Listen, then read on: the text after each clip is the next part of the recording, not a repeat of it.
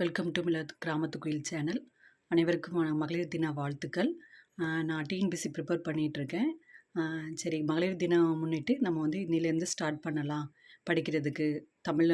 First தமிழ்லேருந்து போவோம், இயல் 1லேருந்து அப்படின்னு சொல்லி ஆரம்பிச்சிருக்கேன். அதை வீடியோவாக உங்களுக்கு போட்டிருக்கேன். இதில் எதுவும் தவறு எதுவும் இருந்தால் அதை மன்னிச்சிக்கோங்க. நான் எப்படி படித்தேனோ அதை தான் உங்களுக்கு சொல்லிக் கொடுக்கணும்னு இருக்கேன். 2018 வந்து நான் வந்து டிஎன்பிஎஸ்சிக்குள்ளே நுழைஞ்சேன். 2018 வந்து ஸ்டார்ட் பண்ணது. 1 இயர்லேயே நான் 2019 ஃபஸ்ட்டு நான் கிளியர் பண்ணதே வந்து குரூப் 1 தான் கிளியர் பண்ணேன். ப்ரிலிம்ஸ் கிளியர் ஆகி மெயின்ஸுக்கு நான் போனேன். மெயின்ஸ் நான் சரியாக கோச்சிங் அட்டன் பண்ணாதனால எனக்கு மெயின்ஸ் அது போயிடுச்சு. 2வது வந்து நான் கிளியர் பண்ணது வந்து குரூப் 4. குரூப் 4ல் வந்து நான் சர்டிஃபிகேட் வெரிஃபிகேஷன் முடிஞ்சு கவுன்சிலிங் வரைக்கும் அப்புறம் தான் எனக்கு பார்டரில் பாஸ் பண்ணதுனால எனக்கு கவுன்சிலிங்க்கு அப்புறம் தான் கிடைக்கல. நாளைக்கு கவுன்சிலிங்னா இன்றைக்கி நீ என்னை வர வேண்டாம்னு சொல்லிட்டாங்க. அது பெரிய ஒரு ஏமாற்றமாக இருந்தது எனக்கு. அதுக்கப்புறம் மறுபடியும் நான் குரூப் 1 கிளியர் பண்ணேன். குரூப் 1 கிளியர் பண்ணி அதுவுமே எனக்கு மெயின்ஸில் தான் போயிடுச்சு. அதுக்கப்புறம் கொரோனா அந்த டைமில் வந்து அவ்வளோவா படிக்கலை. அந்த டைமில் தான் எங்கள் வீட்லேயும் நிறைய ப்ராப்ளம்ஸ், என்னுடைய மாமியார் இறந்து போனது, அந்த மாதிரி நிறைய ஃபேமிலி குடும்ப பெண்மணிகள்னால் நிறைய பிரச்சனைகள் வரதானே செய்யும். அதில் பிரேக்கப் ஆயிடுச்சு. அதுக்கப்புறம் உட்காந்து படிக்கலான்னு சொல்லி படித்தப்போ தான் குரூப் 2ல் மெயின்ஸ் கிளியர் பண்ணேன். குரூப் 2ல் ப்ரிலிம்ஸ் கிளியர் பண்ணி மெயின்ஸ்க்கு படிச்சுட்டு இருந்தேன். அதுவும் என்னால் சரியாக படிக்க முடியாமல் போயிடுச்சு. அதுலேயும் குரூப் 4லேயும் சர்டிஃபிகேட் வெரிஃபிகேஷன் வந்துச்சு. அதுலேயுமே எனக்கு கிடைக்காம போயிடுச்சு. அதுக்கப்புறம் ரொம்ப வெக்ஸ் ஆகி நான் அதுக்கப்புறம் லீவ் ப்ளேஸ்க்கு வேலைக்கு போயிட்டேன். ஒரு கவர்மெண்ட் ஸ்கூலுக்கு வந்து லீவ் ப்ளேஸ்க்கு வேலைக்கு போயிட்டேன். 1 இயராக வேலைக்கு போயிட்டு அதுக்கப்புறம் சரி வேண்டாம், நம்ம டிஎன்பிஎஸ்சி என்னையால் விட முடியல. மறுபடியும் டிஎன்பிஎஸ்சிக்குள்ளே வரணும்னு சொல்லி உட்காந்து படித்தேன். அதில் பிரேக்கப் ஆனதுனால எனக்கு எல்லாமே புதுசாக படித்த மாதிரி தான் இருந்ததே தவிர எனக்கு பழசெல்லாம் நினைவு இருந்த மாதிரி தெரியல. எல்லாமே புதுசாக இருந்த மாதிரி இருந்தது. அதனால் தயவுசெய்து யாரும் டிஎன்பிஎஸ்சி விட்டு போயிடாதீங்க. எவ்வளோ ப்ராப்ளம் இருந்தாலும் டிஎன்பிஎஸ்சிக்குள்ளே வந்துட்டிங்கன்னா அதை உட்காந்து முழு மூச்சியாக உட்காந்து படிங்க. நம்மளால் விடவும் முடியாமல் நம்ம பாஸ் ஆகலாம் கூட ஒன்றும் தெரியாது. ஆனால் பாஸ் ஆகி இப்படி பார்டரில் போனவங்களுக்கு வந்து அதனால் வெக்ஸ் ஆகி விடாதீங்க. தொடர்ந்து படிச்சுக்கிட்டே இருங்க. அடுத்து நான் படிக்க ஸ்டார்ட் பண்ணி இப்போ 2024 வந்து 2மே எனக்கு கிடைக்கல. எனக்கு குரூப் 4லேயுமே கிடைக்கல, சர்டிஃபிகேட் வெரிஃபிகேஷனும் வரலை, மெயின்ஸும் எனக்கு சரியாக வரலை. இல்லை, குரூப் 2ல் சர்டிஃபிகேட் வெரிஃபிகேஷன் எதுவுமே வரல. குரூப் 4ல் வந்து பார்டரில் பாஸ் பண்ணிட்டேன். அதுவும் அதே ப்ராப்ளம் தான். அதனால சரி, போத்து ஹையர் வச்சுருக்கேன் டைப்பிஸ்டில். எனக்கு வந்து ஒரு பையனும் ஒரு பொண்ணும். பையன் வந்து காலேஜ் படிக்கிறான். எனக்கு வந்து சீக்கிரமாக மேரேஜ் ஆயிடுச்சு. என்னுடைய ஏஜ் வந்து பார்த்திங்கன்னா 39. இப்போ வந்து என்னால் குரூப் 1 அந்த 2 சான்ஸை மிஸ் பண்ணனால இப்போ குரூப் 1 மறுபடியும் என்னால் எழுத முடியல. அப்போ நான் மெயின்ஸ் கோச்சிங் போய் ஒழுங்காக நல்லா படித்து நல்லா இது பண்ணேன்னா கூட, ஃபஸ்ட்டு கோச்சிங் போனேன். ஆனால் சரியாக போகாதனால தான் விட்டேன். 2வது நான் போகவே இல்லை. அதனால தான் மெயின்ஸ் என்னால் கிளியர் பண்ண முடியல. அதனால் எது பாஸ் பண்ணுறோமோ அதை நல்ல முழு மூச்சாக உட்காந்து படிச்சின்னா கண்டிப்பாக வின் பண்ணிடலாம் ஃப்ரெண்ட்ஸ். அதனால் யாருமே டிஎன்பிஎஸ்சி விட்டு போகாதீங்க, நல்லா படிங்க. இப்போ நமக்கு கொடுத்தது வந்து கோல்டன் ஆப்பர்ச்சுனிட்டி. இந்த சான்ஸை நம்ம மிஸ் பண்ணக்கூடாது. அதனால் நீங்கள் படிங்க, எப்படி வேணாலும் படிங்க. எனக்கு தெரிஞ்ச நான் எப்படி படித்த மெத்தடை நான் உங்களுக்கு சொல்லித்தரேன். இதில் எதுவும் தவறு இருந்தால் என்னை மன்னிச்சிருக்காங்க. ஃபஸ்ட்டு இயல் பார்ப்போம். 6th ஃபஸ்ட்டு இயல் பார்ப்போம். ஃபஸ்ட்டு வந்து இன்பத்தமிழில் வந்து தனது தாய்மொழியாகிய தமிழ் இலக்கியங்கள் போற்றுகின்றன. தமிழ் மொழிகள் வந்து நிறைய போற்றுகின்றன. தமிழ் வணக்கம் தற்கால இலக்கிய மரமாக ஆகிவிட்டது. பாரதிதாசன் தமிழை பலவாறாக போற்றுகிறார். கண்ணே மணியே என்று குழந்தையாக கொஞ்சுவதும் உண்டு. அப்போ கண்ணே மணியே என்று குழந்தையாக கொஞ்சுவது யாருன்னு கேட்டால் பாரதிதாசன் வச்சுக்கோங்க. ஏன்னா சிலபஸில் பாரதிதாசன் நம்மளுக்கு இருக்குது இப்போ நியூ சிலபஸில். அதுபோல் அவர் நம் செந்தமிழுக்கு பெயர்கள் பல சூட்டி மகிழ்வதை காண்போம். அப்புறம் பாடல் பார்த்திங்கன்னா, தமிழுக்கும் அமுதென்று பெயர் அந்த தமிழ் இன்ப தமிழெங்கள் உயிருக்கு நேர். தமிழுக்கு நிலவென்று பெயர் இன்ப தமிழெங்கள் சமூகத்தின் விளைவுக்கு நீர். தமிழுக்கு மனமென்று பெயர் இன்ப தமிழெங்கள் வாழ்வுக்கு நிருமித்த ஊர். தமிழெங்கள் இளமைக்கு பால் இன்ப தமிழ் நல்ல புகழ்மிக்க புலவருக்கு வேல். தமிழ் எங்கள் உயர்வுக்கு வான் இன்ப தமிழ் எங்கள் அசதிக்கு சுடர் தந்த தேன். தமிழ் எங்கள் அறிவுக்கு தோல் இன்ப தமிழ் எங்கள் கவிதைக்கு வைரத்தின் வாள் அப்படின்னு பாரதிதாசன் வந்து தமிழை போற்றுகிறார். இப்போ வந்து சொல்லும் பொருளும், கண்டிப்பாக சொல்லும் பொருளும் நமக்கு வந்து தேவை. ஏன்னா நிருமித்த அப்படின்னா உருவாக்கிய, சமூகன்னா மக்கள் குழு. இந்த கொஷின் கேட்டிருக்காங்க, டிஎன்பிஎஸ்சி மாடல் கொஷினில் இருக்குது. நம்மளுக்கு இப்போ சிலபஸ் மாற்றிருக்காங்களா, அதில் சொல்லும் பொருளில் அந்த மாடல் கொஷின் பேப்பரில் இருக்குது, பார்த்துக்கோங்க. சமூகம்னா என்னது? மக்கள் குழு. அசதினா சோர்வு. அப்போ நிரூபிக்க வந்து என்ன செய்யணும்? நம்ம ஏதாவது வந்து நிரூபிக்கணும், அத உருவாக்க தான் செய்யணும். ஆனால் அது அப்படி ஞாபகம் வச்சுக்கோங்க. நிரூபித்த உருவாக்கின்றதுல ஒரு எதையாவது ஒரு நிரூபிக்கணும்னா, அத உருவாக்கணும். அதுக்கப்புறம் விளைவு, வளர்ச்சி தெரியும். நமக்கு அசதியா இருக்குன்னா சோர்வுன்னு தெரியும். சமூகம்னா மக்கள் குழு. அப்புறம் வந்து பாருங்க, தமிழ் அமுதென்று பெயர். தமிழ் வந்து என்னது? அமுதென்று பெயர். இன்பம் தரும் அந்த தமிழ் எங்கள் உயிருக்கு இணையானது. தமிழுக்கு நிலவென்று பெயர். இன்பத் தமிழ் எங்கள் சமூக வளர்ச்சிக்கு அடிப்படையான நீர் போன்றது. தமிழுக்கு மனம் என்று பெயர். அது எங்கள் வாழ்விற்காகவே உருவாக்கப்பட்ட ஊர். அப்போ வாழ்வுக்கு என்னது? ஊர்.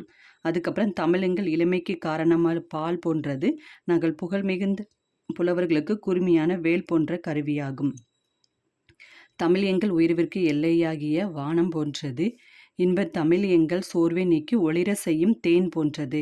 தமிழ் எங்கள் அறிவுக்கு துணை கொடுக்கும் தோல் போன்றது. தமிழ் எங்கள் கவிதைக்கு வைரம் போன்ற உறுதிமிக்க வாள் ஆகும். அதனால் இது மேட்செட்டில் வந்திருக்கு. அது நான் பின்னாடி நம்ம பார்ப்போம். அதுக்கப்புறம் நூல்வழி பார்த்தீங்கன்னா, பாரதிதாசனோட இயற்பெயர் யாருன்னா சுப்புரத்தினம். பாரதியாரின் கவிதைகள் மீது கொண்ட பற்றின் காரணமாக தம் பெயரை வந்து என்ன செஞ்சிட பாரதிதாசன் என மாற்றிக்கொண்டார். தம் கவிதைகளில் பெண் கல்வி, கைம்பெண், மறுமணம், பொதுவுடைமை, பகுத்தறிவு முதலான புரட்சிகரமான கருத்துக்களை பாடுபொருளாக பாடியுள்ளார். அப்போ பாடுபொருளாக அவர் என்னெல்லாம் பண்ணியிருக்காருன்னா, பெண் கல்வி, கைம்பெண், மறுமணம், பொதுவுடைமை, பகுத்தறிவு இதை தான் பாடுபொருளாக அவர் யூஸ் பண்ணியிருக்காரு. சரி, புரட்சி கவிங்கிறது அவரை போற்றப்படுது. அப்போ இது வந்து நமக்கு வந்து இது கூற்றில் கேட்கலாம் சில சமயம். கூற்றில் வந்து அவர் வந்து புரட்சி கவி என சிறப்பிக்கப்படுகிறாரா? இல்லை. அது நமக்கு வந்து ட்விஸ்ட்டு நிறைய கொடுத்துருப்பாங்க. அவரை எப்படி போற்றிருக்கிறாங்கன்னா, புரட்சிக்கவின் போற்றுதல் பண்ணியிருக்காங்க. சிறப்பிக்கப்பட்டது வந்து பாவேந்தர். அப்போ பாரதிதாசனோட கவிதைகள் வந்து தமிழின் தலைப்பின் கீழே இந்த இன்ப தமிழ் வந்து இடம்பெற்றிருக்குது. அவரோட காலம் வந்து பார்த்திங்கன்னா, காலம் கேட்டதில்லை, சரி இருந்தாலும் எழுதியிருக்கேன். 29/4/1891, 21/4/1964 இதுதான் அவரோட காலம். அதுக்கப்புறம் இதெல்லாம் நமக்கு சிலபஸில் இல்லை, அதெல்லாம் சிலபஸில் நம்ம படிக்க வேண்டாம். இவர் பாரதிதாசன் வந்து ஒரு சாகித்ய அகாடமி விருது வாங்கியிருக்காரு. எதுனா பிசிராந்தையார். இது வந்து ஒரு உரைநடை நூல் 1969. அதுன்னு எழுதி வச்சுருக்கேன். அதுக்கப்புறம் வந்து மொழிபெயர்ச்சி பார்த்துருவோம். ஏற்றத்தாழ்வற்ற என்ன வேணும்? சமூகம் அமைய வேண்டும். ஏற்றத்தாழ்வற்ற சமூகம் அமைய வேண்டும். அப்புறம் வந்து நாள் முழுவதும் வேலை செய்து களைத்தவருக்கு அசதியாக இருக்கும். நிலவு கூட்டல் என்று என்பதே சேர்த்தெழுத கிடைக்கும் சொல் நிலவென்று. அப்போ ஃபர்ஸ்ட் நிலவென்று, செகண்ட் ஆப்ஷன் நிலவென்று. தமிழ் கூட்டல் எங்கள் என்பதே சேர்த்தெழுத கிடைக்கும் சொல் தமிழெங்கள். அமுதென்று எனும் சொல்லை பிரித்தெழுத கிடைப்பது அமுது கூட்டல் என்று. செம்பயிர் என்னும் சொல்லை பிரித்தெழுத கிடைப்பது செம்மை கூட்டல் பயிர். சரியா? அதனால் மொழிபெயர்ச்சி நல்லா பார்த்துக்கோங்க. இந்த நியூ சிலபஸில் வந்து மொழிபெயர்ச்சி தான் நம்மளுக்கு முக்கியம். அதனால் மொழிபெயர்ச்சி பார்த்துக்கோங்க. அடுத்தது மேட்ச் இது நல்லா பார்த்துக்கோங்க. விளைவுக்கு வந்து என்னது? நீர் போன்றது. அறிவுக்கு வந்து தோல் போன்றது. இளமைக்கு பால், புலவருக்கு வேல் அப்படின்னு வச்சுக்கோங்க. அதுக்கப்புறம் தமிழ் கும்மி. ரெண்டாவது வந்து தமிழ் கும்மி.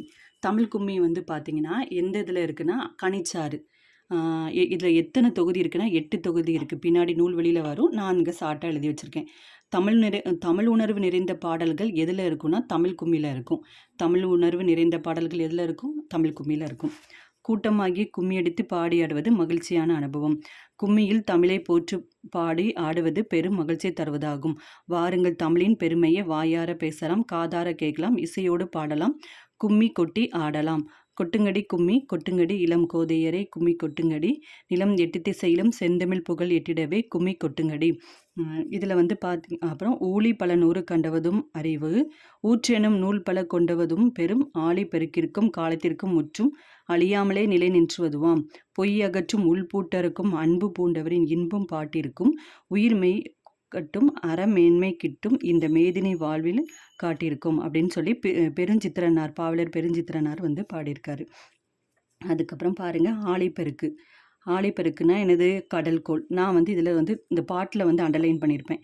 முந்தி வந்து நமக்கு வந்து பல ஓல்டு சிலபஸில் வந்து என்ன இருக்குன்னா, பாட்டு கொடுத்து கேட்பாங்களா, அப்போ நான் இந்த சொல்லும் பொருளில் வந்து இந்த மாதிரி அண்டர்லைன் பண்ணி வச்சுருந்தா இது இந்த பொருளை வச்சு நான் கண்டுபிடிச்சிருவேன், இந்த பாட்டு இதில் வரும் அப்படின்னு கண்டுபிடிப்பேன். அதனால தான் நான் இந்த அண்டர்லைன் பண்ணியிருக்கேன். ஆழிப்பெருக்குன்னா கடல்கோள். அப்புறம் வந்து மேதினி வந்து உலகம். அதுக்கப்புறம் ஊழி வந்து நீண்டதொரு காலப்பகுதி. உள்பூட்டுனா என்ன வரும்? உள்ளத்தின் அறியாமை. அப்போ இது வந்து தமிழ் கும்மி வந்து எனது தமிழ் கும்மியில் வந்து சித்தி அடிக்கா அப்படின்னு வச்சுக்கோங்க. தமிழ் கும்பி சித்தினா பெருஞ்சித்திரனார். உள்பூட்டும். உள்பூட்டுனா உள்ளத்தின் அறியாமை தான் எனது உள்பூட்டு. உள்பூட்டு வந்து எனது உள்ளத்தின் அறியாமை. ஆழிப்பெருக்கு வந்து கடல்கோள், மேதினி வந்து உலகம், ஊழி வந்து நீண்டதொரு காலப்பகுதி, உள்பூட்டு உள்ளத்தின் அறியாமை.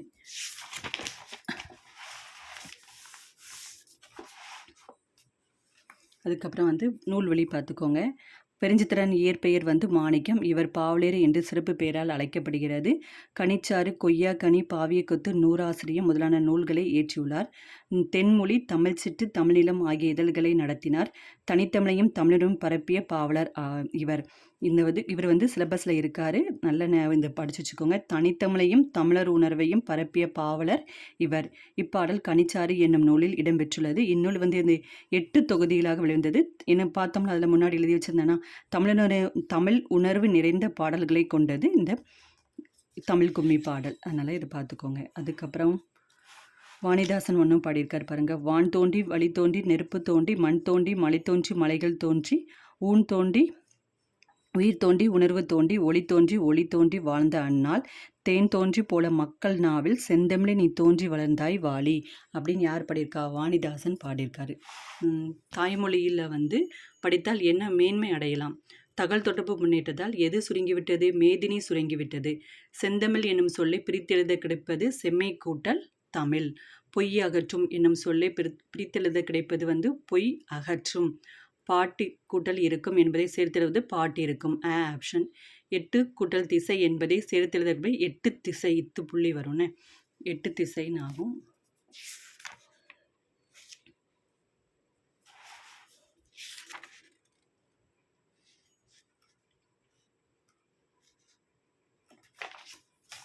அப்புறம் வளர்த்தமிழ். வளர்த்தமிழில் வந்து மூத்த தமிழ்மொழி என்று இன்றியமையாதது எளிமையானது. மூத்த தமிழ்மொழி இன்றியமையானது எளிமையானது இனிமையானது வளமையானது காலத்துக்கேற்ப தன்னை தகுதிப்படுத்திக் கொள்வது நினைக்கும் போதே நெஞ்சில் இனிப்பது நம் வாழ்வில் செழிக்க செய்வது உலக செம்மொழிகளுக்குள் ஒன்றாக விளங்கும் தமிழ்மொழியின் சிறப்புகளை அறியலாம் வாருங்கள் அப்படின்னு நுழைமுன் கொடுத்துருக்காங்க. அதுக்கப்புறம் வந்து மனித இன பரிணாம வளர்ச்சியின் சிறப்புகளில் ஒன்று எனது மொழி. அதான் இது நல்லா படித்து வச்சுக்கோங்க. மனித இன பரிணாம வளர்ச்சியின் சிறப்புகளில் ஒன்று தான் எனது மொழி. ஏன்னா இதுவும் சிலபஸில் இருக்குது. தமிழ் மொழியின் தொன்மையும் பழமையுமா அப்படிங்கிற ஒரு டாப்பிக்கில் இந்த லெசன் வரும். அதனால் இந்த இதையும் ரீட் பண்ணி வச்சுக்கோங்க இந்த லெசனை. மனிதரை பிற உயிர்களிடத்திலிருந்து வேறுபடுத்தியும் மேம்படுத்தியும் காட்டுவது மொழி. மொழி நாம் சிந்திக்க உதவுகிறது. அப்போ எனது நினைக்கும் போது நெஞ்சில் இனிப்பதும் எனது மொழி தான். நினைக்கும் போது நெஞ்சில் இனிக்கக்கூடியதும் மொழி தான். பரிணாம வளர்ச்சியின் சிறப்புகளில் ஒன்றும் மொழி தான். மனிதரை பிற உயிரிலிருந்து வேறுபடுத்தி காட்டுவதும் மொழி தான். அதுக்கப்புறம் வந்து நம்ம சிந்திக்க உதவுவதும் மொழி தான். சிந்தித்த வெளிப்படுத்துவதும் உதவுவதும் மொழி தான். பிறர் கருத்தை நாம் அறிய உதவுவதும் மொழி. உலகில் வந்து எனது 6000க்கும் மேற்பட்ட மொழிகள் உள்ளன.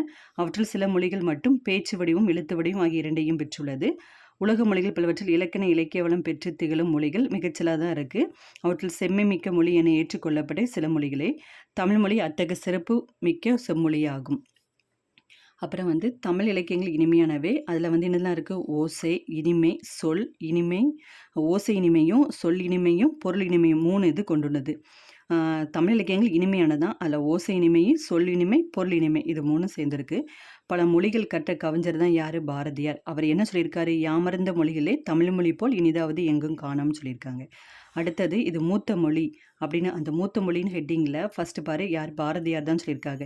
என்று பிறந்தவள் என்று உணராத இயல்பினாம் எங்கள் தாய் அப்படின்னு பாடியது யார்? பாரத தாயின் தொன்மையை பற்றி எனது பாரதியார் வந்து சொல்லியிருக்காரு. அதுக்கப்புறம் வந்து தொல்காப்பியம் வந்து தமிழ் நமக்கு கிடைத்துள்ள மிக பழமையான இலக்கண நூல். தொல்காப்பியம் நமக்கு கிடைத்துள்ள மிக பழமையான இலக்கண நூல் வந்து எனது தொல்காப்பியம்.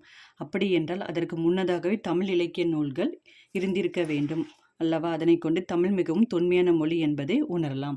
அதுக்கப்புறம் தமிழ் மொழி பேசவும் படிக்கவும் எழுதவும் உகந்த மொழி. அப்புறம் உயிரும் மெய்யும் இணைவதால் தோன்றுவதை உயிர்மெய் எழுத்துக்கள். உயிரெழுத்துக்கள் மெய்யெழுத்துக்கள் ஆகியவற்றின் ஒழிப்பு முறைகள் அறிந்து கொண்டால் உயிர்மெய் எழுத்துக்களை எளிதாக ஒழிக்கலாம். எழுத்துக்களை கூட்டி ஒழித்தாலே தமிழ் படித்தால் இயல்பாக நிகழ்த்திவிடும். கூட்டல் மூ கூட்டல் து அமுது. தமிழை எழுதும் முறையும் மிக எளிதுதான். இதற்கேற்ப தமிழ் எழுத்துக்கள் பெரும்பாலும் வலஞ்சொலி எழுத்துக்களாகவே உள்ளன. வலஞ்சொலி எழுத்துக்கள் எனது அ, ஏ, ஔ, ந. அப்போ வலஞ்சொலி எழுத்துக்களுக்கு ஒரு ஷார்ட்கட் சொல்கிறேன் பார்த்துக்கோங்க. அடடா என்ன ஞானம் அவ்வைக்கு அடடா என்ன ஞானம் ஔவைக்கு. இது வந்து வலஞ்சொலி எழுத்துக்களுக்கு இது ஷார்ட்கட்டு ஞாபகம் வச்சுக்கோங்க. அடடா என்ன ஞானம் ஔவைக்கு. ஞானம் வந்து இந்த 2 ஞாபகம் வச்சுக்கோங்க. என்ன வந்து இல்லைன்னா இந்த 3 சுழி 2 சுழி இன் போடுவோமா என்ன, அதை வந்து 3 சுழி இன்னுன்னு ஞாபகம் வச்சுக்கோங்க. அடடா என்ன ஞானம் ஔவைக்கு வலஞ்சொலி எழுத்துக்கள். ஒன்று ஞாபகம் வச்சாலும் இன்னொன்று நம்ம எழுதிக்கலாம். இடஞ்சொலி எழுத்துக்கு டயலை அப்படின்னு ஞாபகம் வச்சுக்கோங்க. அதுக்கப்புறம் வந்து இது ஷார்ட்கட் ஞாபகம் வச்சுக்கோங்க. தமிழ் தொல்காப்பியம் முதல்ல சொல்லு என்னது, தமிழில் ஆளப்படும் இலக்கியம் மேற்கோள் இதை கொடுத்துருக்காங்க. தமிழ் தொல்காப்பியம். தமிழன் கிளவின் அதுனோர் அற்றே. கிளவி வந்து தொன்மையானவ தானே. அப்போது தமிழுங்கிற சொல்லில் கிளவி வந்து தொன்மையானவா. தொல்காப்பியம் தொன்மைன்னு வச்சுக்கோங்க. தமிழ்நாடு எங்கே இருக்குன்னா சிலப்பதிகாரம் வஞ்சிக்காண்டத்தில் இருக்குது. இமிழ்கடல் வேலியை தமிழோடு ஆக்கிய இது நீ கருதினே ஆயின் அப்படின்னு சொல்லியிருக்காங்க. கண்ணகி வந்து இளைப்பாறும் இடம் தான் கடல் அப்படின்னு வச்சுக்கோங்க. கண்ணகி இளைப்பாறும் இடம் கண்ணகி. கடல் வந்து தமிழ்நாடு இருக்கா, தமிழ்நாட்டில் கண்ணகி இளைப்பாறும் இடம் வந்து கடல். அப்போ கண்ணகின்னு வந்தாலே நம்மளுக்கு என்னது சிலப்பதிகாரம் வஞ்சிக்காண்டம்னு வந்துடும். தமிழன் அப்பர் தேவாரம். தமிழ் கண்டாய் இது வந்து தாண்டகத்தில் வந்து வருது அப்பர் தேவாரம். அப்போ தமிழன் கண்டாய் தமிழுங்கிற சொல் வந்து இதில் வருது, அப்பரோட தேவாரத்தில் வருது. நல்லா கவனிச்சுக்கோங்க. தமிழ் கிளவி வந்து தொன்மையானவா தமிழில் சொல்லியிருக்காங்க. தமிழ் கிளவி வந்து தொன்மையானவா அப்படின்னு சொல்லி தமிழ் சொல்லியிருக்கு. அதுக்கப்புறம் வந்து தமிழ்நாட்டில் வந்து எனது கண்ணகி இளைப்பாறும் இடம் வந்து கடல்னு சொல்லி தமிழ்நாட்டில் இருக்குது அப்படின்னு சொல்லி இது சிலப்பதிகாரம் வஞ்சிக்காண்டம் நம்ம போட்டுருவோம். தமிழன் வந்து அப்பா தானே, தமிழனில் வந்து அப்பான்னு தான் சொல்லுவோம். அப்பர் தேவாரம் அப்படின்னு வச்சுக்கோங்க. சீர்மை என்பது ஒழுக்க முறையை குறிக்கும் சொல். அப்போ ஒழுக்க முறையை குறிக்கும் சொல் என்னதுன்னு கேட்டாங்கன்னா சீர்மை. ஒழுக்க முறையை குறிக்கும் சொல் வந்து அப்படின்னு கேட்டாங்கன்னா என்னது, சீர்மை. அப்போ தமிழ் மொழியின் பல வகை சீர்மைகளில் அதன் சொற்சிறப்பு குறிப்பிடத்தக்கது. உயர்திணை அக்ரேன் என இருவகை திணைகளை அறிவோம். உயர்திணையின் எதிர்சொல் தாழ்திணை. அப்போ உயர்திணையினோட எதிர்சொல் வந்து கேட்டால் தாழ்திணை. தாழ்திணை என்று கூறாமல் அக்ரிணை அப்படின்னு சொல்லியிருக்காங்க. அல் கூட்டல் திணைன்னா உயர்வு அல்லாத திணை. இது வந்து கேட்டிருக்காங்க டிஎன்பிஎஸ்சியில் பார்த்துக்கோங்க. அப்போ பாகு கூட்டல் இப்போ பாகற்காய் கசப்பு சுவையுடையது, அதை கசப்பு காய் என்று கூறாமல் இனிப்பு அல்லாத காய் பாகற்காய் என வழங்கினர். இவ்வாறு பெயரிடுவதன் சீர்மை மிக்கது தமிழ்மொழி. அப்போ பாகு கூட்டல் அல் கூட்டல் காய் பாகற்காய் அப்படின்னு வச்சுருக்காங்க. அடுத்து பாருங்கள் வளமை மொழியில் வந்து ஒன்றுமே இல்லை. வளமையான மொழியில் வந்து என்ன கொடுத்துருக்காங்கன்னா தமிழ் வளமை மிக்க மொழி. தொல்காப்பியம் நல்லூல் உள்ளிட்ட இலக்கண நூல் இருக்குது. தொல்காப்பியம் நல்லூல் இலக்கண நூல் இருக்குது. அப்போ சங்க இலக்கியங்களில் வந்து 8 தொகை 10 பாட்டு இருக்குது. அறநூலில் வந்து திருக்குறள் 4 அடியாக இருக்குது. காப்பியங்களில் வந்து சிலப்பதிகாரம் மணிமேகலைன்னு இருக்குது. அப்போ பூவியனோட காப்பியங்களை கொண்டது. இவ்வாறு இலக்கிய இலக்கண வளம் நிறைந்தது தமிழ் மொழின்னு சொல்லியிருக்காங்க. தமிழ் மொழி சொல் வளம் மிக்கது. ஒரு பொருளின் பல நிலைகளுக்கு வெவ்வேறு பெயர் சுற்றுவது தமிழ் மொழியின் சிறப்பாகும். சான்றாக எனது பூவினோட 7 நிலைகளுக்கும் தோன்றுவது முதல் உதிர்வது வரை தனித்தனி பெயர்கள் தமிழில் ஒன்று அப்படின்னு கொடுத்துருக்காங்க.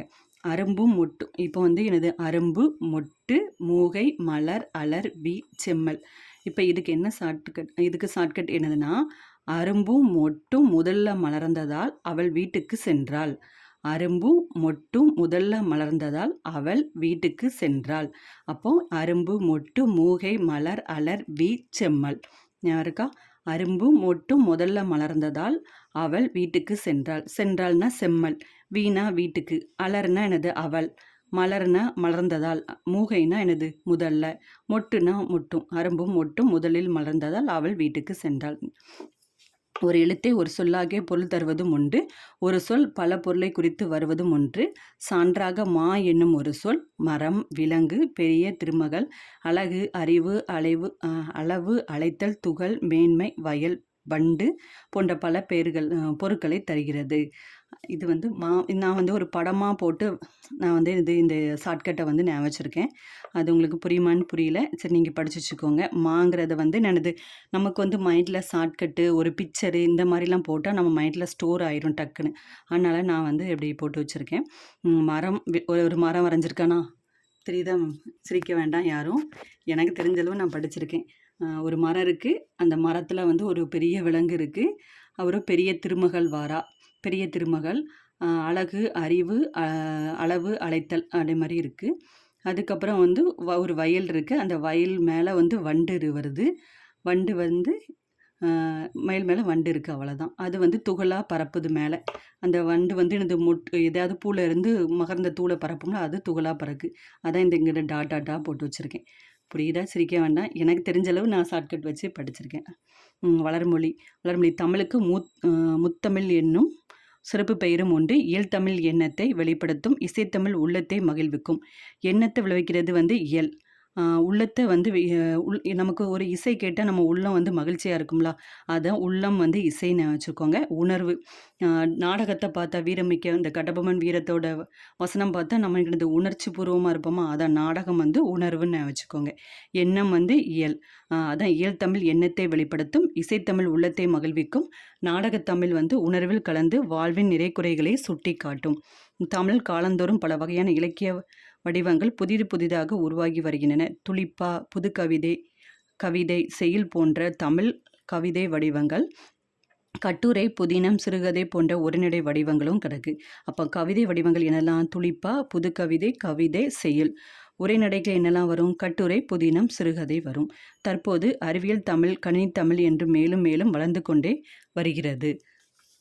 அதுக்கப்புறம் தாவர இலைப்பெயர்கள். இது வந்து வெரி வெரி இம்பார்ட்டன்ட். நல்லா படித்து வச்சுக்கோங்க. ஆல், அரசு, மா, பலா, வாழை, இலை. இப்போ ஆல், அரசு, மா, வாழைலாம் இலைன்னு நம்ம சொல்லிடுவோம். அப்போ அதில் டிஃப்ரெண்ட்டாக இருக்கிறது என்னது? பலா. இதான் நம்மளுக்கு என்னது வச்சுக்கணும். ஆலமரத்தில் இலையை ஆலமர இலைன்னு சொல்லுவோம். அரச இலையை அரசலைன்னு சொல்லுவோம். மாவிலையை மாவிலை தான் வாழை. அப்போ பலா வந்து பலா இலைன்னு சொல்லுவோம். அதனால் டிஃப்ரெண்ட்டாக இருக்குது, அதை பார்த்துக்கோங்க. அகத்தி, பசலை, முருங்கை கீரைன்னு சொல்லுவோம். அருகு, கோரை, புல். நெல், வரகு, தாள். மல்லி, தலை. சப்பாத்தி, கள்ளி, தாளை, மடல். கரும்பு, நாணல், தோகை. அப்புறம் பனை, தென்னை, ஓலை. கமுகு, பாக்கு, கூந்தல். அப்புறம் புதுமை மொழி. புதுமை மொழி வந்து இன்றைய அறிவியல் தொழில்நுட்ப வளர்ச்சிக்கு ஏற்ப தமிழ் புதிய புதிய கலைச்சொற்கள் உருவாகி வருகின்றன. இணையம், முகநூல், புலனம், குரல் தேடல், தேடுபொறி, செயலி, தொடுதுறை முதலிய சொற்களை இதற்கு எடுத்துக்காட்டாக கூறலாம். சமூக ஊடகங்களான செய்தித்தாள், வானொலி, தொலைக்காட்சி ஆகியவற்றிலும் பயன்படத்தக்க மொழியாக விளங்குகிறது தமிழ் மொழி. அறிவியல் தொழில்நுட்ப மொழி. உலகில் எழுத்து வடிவம் பெறாத மொழிகள் பல உள்ளன. இந்நிலையில் தமிழ் வடிவ எழுத்துக்கள் அறிவியல் தொழில்நுட்ப நோக்கில் பயன்படுத்தத்தக்கவையாக உள்ளன. அப்போ அறிவியல் தொழில்நுட்ப நோக்கில் பயன்படுத்தத்தக்கவையான நூல்கள் என்னதுன்னா தமிழ் வரி வடிவ எழுத்துக்கள். அதை வச்சுக்கோங்க. தமிழ் வரி வடிவ எழுத்துக்கள் தான். மொழியை கணினியில் பயன்படுத்த வேண்டும் என்றால் அது எண்களின் அடிப்படையில் வடிவமைக்கப்பட வேண்டும். தொல்காப்பியம், நன்னூல் போன்றவை நாம் படிப்பதற்காக எழுதப்பட்டவை ஆயினும் அவை கணினி மொழிக்கும் ஏற்ற நுட்பமான வடிவத்தை பெற்றுள்ளன. இப்போ தமிழ் எண்கள் உங்களுக்கு தெரியும். இந்த ஷார்ட்கட்டு எல்லோரும் தெரிஞ்சிருக்குன்னு நினைக்கேன். இருந்தாலும் நான் படித்ததை சொல்கிறேன். கடலை உருண்டைய நச்சி சப்பி ருசிச்சு சாப்பிட்டு எடுத்து அதை கூடையில் கடாசு அப்படின்னு நான் படிச்சிருக்கேன். நான் கடலை உருண்டைய நச்சி சப்பி ருசிச்சு சாப்பிட்டு எடுத்து அதை கூடையில் கடாசு அப்படின்னு நான் படிச்சிருக்கேன். மூத்த மொழியான தமிழ் கணினி இணையம் போன்றவில் பயன்படத்தக்க வகையில் புது மொழியாகவும் தெரிகிறது. இத்தகைய சிறப்புமிக்க மொழியை கற்பது நமக்கு பெருமை அல்லவா? தமிழ் மொழியின் வளமைக்கும் வளர்ச்சிக்கும் பங்காற்ற வேண்டியது நமது கடமை அல்லவான்னு சொல்லி கொடுத்துருக்காங்க. இதோட இந்த லெசன் முடிஞ்சிருச்சு. அதுக்கப்புறம் வந்து 2000 ஆண்டுகளுக்கான வழக்கில் இருக்கும் தமிழ் சொற்கள் அப்படின்னு இருக்காங்க. இதை வந்து நான் ஒரு ஷார்ட்கட் போட்டு நான் எழுதி வச்சுருக்கேன். உங்களுக்கு பிடிச்சிருந்தா இதை கன்டினியூ பண்ணுங்கள். இல்லைனா நீங்கள் எப்படி படிச்சிருக்கீங்களோ அப்படி படிங்க. நான் வந்து அதிலலாம் திருக்குறளில் எத்தனாவது இது வந்திருக்கு அதெல்லாம் போடலை. சொல் எது, இடம்பெற்ற நூல் எது, அதை தான் நான் வந்து போட்டு படிச்சிருக்கேன். இப்போ வந்து தொல்காப்பியம் பாருங்கள். ஃபஸ்ட்டு தொல்காப்பியம் வந்து என்னெல்லாம் இருக்குது? தொல்காப்பியத்தில் வந்து உலகம், ஊர், அன்பு, உயிர், மகிழ்ச்சி, புகழ், சொல், ஒளி, முடின்னு கொடுத்துருக்காங்களா? இப்போது இந்த வார்த்தைக்கு வந்து ஒரு ஷார்ட்கட் நீங்கள் வேணால் எழுதிக்கோங்க. நான் சொல்லுது, உலகத்தில் தொன்மையான உலகத்தில் ஊர் இருக்குது. அந்த ஊரில் அன்பான மக்கள் இருக்காங்க. அவங்க உயிர் வாழ்ந்துட்டுருக்காங்க, மகிழ்ச்சியாக இருக்காங்க, மகிழ்ச்சியாக இருந்து புகழும் அடைகிறாங்க. இடையில என்ன வந்துட்டு இந்த செல்லை கண்டுபிடிச்சிட்டாங்களா? இந்த செல்லை கண்டுபிடிச்சோன்னே ஒளிஞ்சு போய் முடிவுக்கு வந்துட்டாங்க. இதுதான் ஷார்ட்கட்டு. நான் இருக்கா திரும்ப சொல்கிறேன். தொல்காப்பியம் இருக்குது, அது தொன்மைன்னு வச்சுக்கோங்க. தொன்மையான உலகத்தில் ஊர் இருக்குது. ஊரில் அன்பான மக்கள் இருக்காங்க, அவங்க உயிர் வாழ்கிறாங்க, மகிழ்ச்சியாக இருக்காங்க, புகழும் சேர்ந்தாங்க. இடையில என்ன வந்துடுச்சு, இந்த செல்லு கண்டுபிடிச்சிட்டாங்க. செல்லு கண்டுபிடிச்சோன்னா ஒளிஞ்சு முடிவுக்கு வந்துருதாங்க. இதுதான் ஷார்ட்கட்டு. உலகத்துல வந்து யார நம்ம கும்பிடுவோம்? திருமுருகர கும்பிடுவோம். அதான் உலகத்துல வந்து திருமுருகாற்றுப்படை இருக்கு. தொல்காப்பியத்திலும் உலகம்னு சொல்லியிருக்காங்க. திருமுருகாற்றுப்படையிலயும் உலகத்த சொல்லியிருக்காங்க. அப்போ உலகத்துல வந்து முருகர கும்பிடுறோம். அன்பு, உயிர், மகிழ்ச்சி இது 3மே எனது திருக்குறள் போற்றக்கூடியதுதான். அன்பு, உயிர், மகிழ்ச்சி இது வந்து திருக்குறள் வந்து போற்றுகிறது. அதுக்கப்புறம் பாருங்க 2வது குறுந்தொகையில. குறுந்தொகையில வந்து என்னென்ன சொல்லலாம் சொல்லியிருக்காங்கன்னா, பாம்பு, முதலை, மீன், செய். இப்போ குறுந்தொகையை நான் என்ன செஞ்சுருக்கேன், குறுஞ்சட்டின்னு வச்சுருக்கேன். சட்டினா மண் சட்டி இல்லைன்னா ஏதாவது ஒரு சட்டின்னு வச்சுக்கோங்க. அதில் பாம்பு கறி செய்கிறாங்க. பாம்பை வந்து என்னது ஒன்று வளர்ப்பாங்க அந்த சட்டியில் போட்டு, அதனை வச்சுக்கோங்க. அப்படி இல்லைன்னா பாம்பு கறின்னு வச்சுக்கோங்க. பாம்பு, முதலை, மீன் எல்லாத்தையும் எனது அதில் வந்து போட்டு செய்கிறாங்க அப்படின்னு வச்சுக்கோங்க. நல்ல திணையில் தான் எனது உழவர் வந்து உழுவார். நல்ல திணையில் தான் நச்சினைக்கு வந்து எனது உழவர். நல்ல திணையில் உழவர் வந்து உழுவார். பதிற்று 10 நம்ம வந்து என்னது வெள்ளம் வந்தால் நம்ம என்னது அடிச்சுட்டு போய் அடிபட்டுருமோ அப்போ நம்ம 10 போட்டிருப்போம்.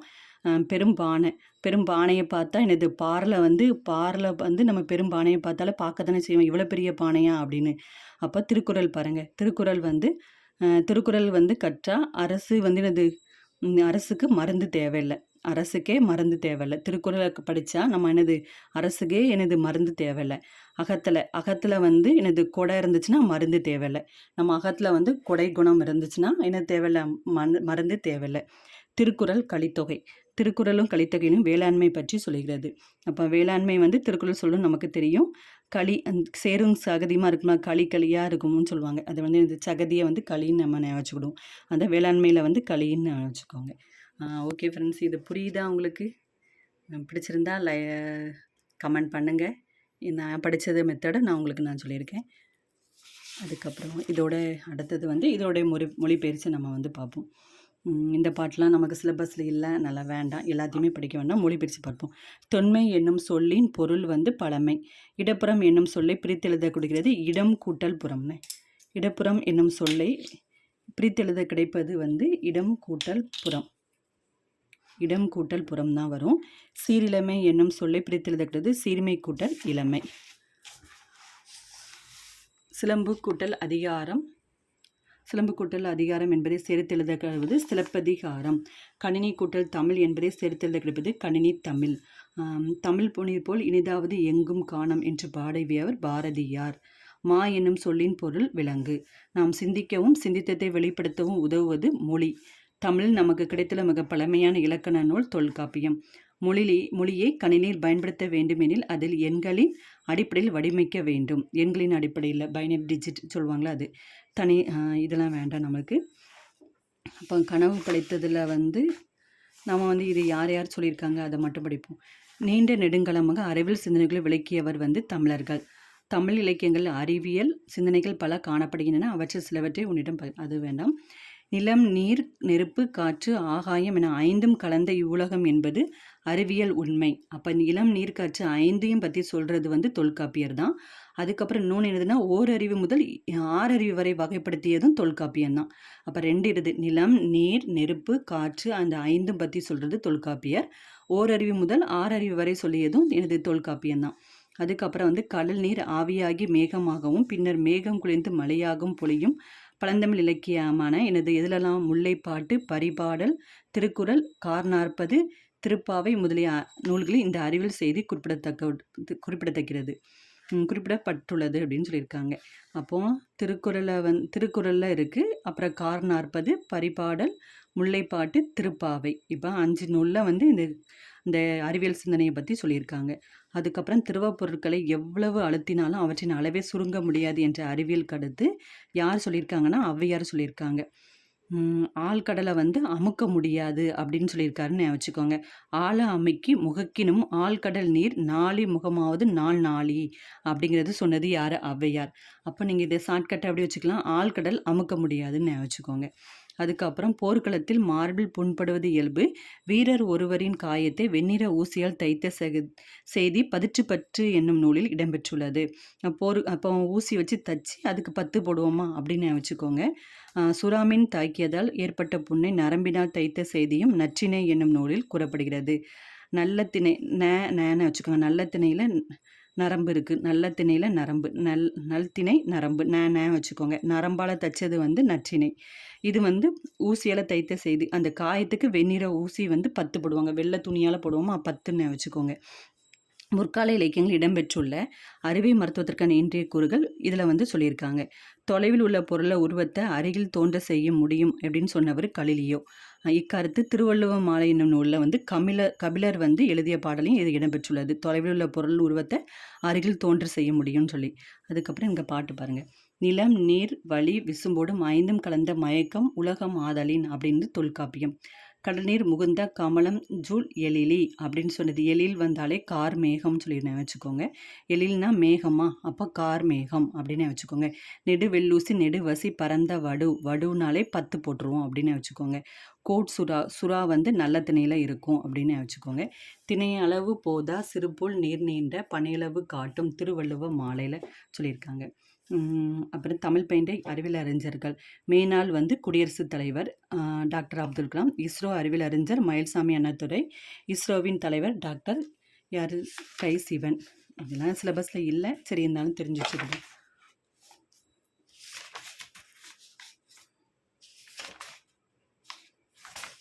இலக்கணம் தனி கிளாஸாக நம்ம பார்ப்போம். இலக்கணம் 1, 2 அப்படின்னு தனி கிளாஸாக பார்ப்போம். இதோட முடிஞ்சிருச்சு ஃப்ரெண்ட்ஸ்.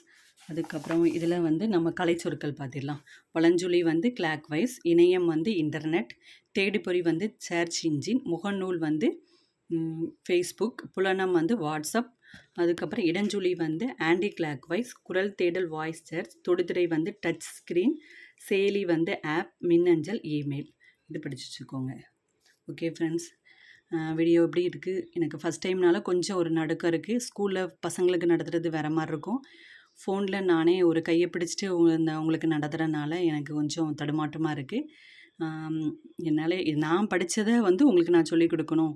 நான் தனியாக தான் உட்காந்து நாங்கள் ஒரு கேங்காக இப்போ கிளாஸ்க்கு போயிட்டுருந்தேன். இப்போ ஒரு சில சூழ்நிலைகளாக போக முடியல, வீட்டிலேருந்து தனியாக தான் படிச்சிட்ருக்கேன்.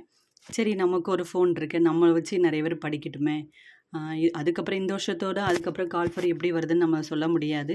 சரி, நிறைய பேர் படிக்கட்டும், நமக்கு தெரிஞ்சது சொல்லிக் கொடுப்போமேன்ட்டு நானும் வீடியோ அப்லோட் பண்ணுறேன். எதுவும் மிஸ்டேக் இருந்தால் என்னை மன்னிச்சிக்கோங்க. Sorry friends. கமெண்ட் பண்ணுங்கள், சப்ஸ்கிரைப் பண்ணுங்கள். தேங்க்யூ.